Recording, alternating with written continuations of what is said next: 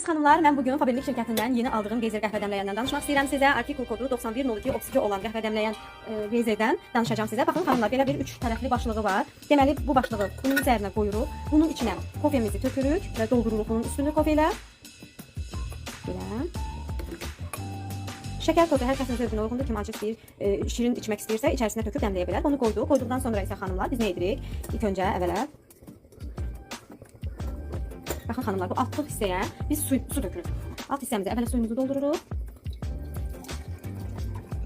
Bu şəkildə doldurduqdan sonra isə kofemizi onun üzərinə qoyuruq və makinanın üstünə bağlayırıq. Baxın xanımlar, bağladıqdan sonra isə içi görürsünüz boşdur. Artıq altdan dəmləndikcə bu hissələrdən kofe özü süzüləcək bura və bunu qazın üzərinə dəm almağa qoyuruq. Bu şəkildə qazımızın xodunu da biraz alırıq. Və dəmləndikcə gedişatı nə cür dəmlənirsə mən onun hamısını sizə göstərəcəm. Xanımlar, artıq kofemiz dəmlənməyə başladı. Artıq dəmini aldı. Yavaş-yavaş içindən başlığından görürsünüz. Bu başlığından süzərək gördünüz, mən onun içinə su tökmədim. Suyu yalnız altına döktüm və o artıq oradan süzərək kofesini buradan dəmlədi. İndi isə mənim ən sevimli iskanları öz yerlərini alıblar və burada miqdarını göstərmək üçün sizə göstərəcəm kofelərimizi. Süzüyü çox gözəldir, qoxusu var.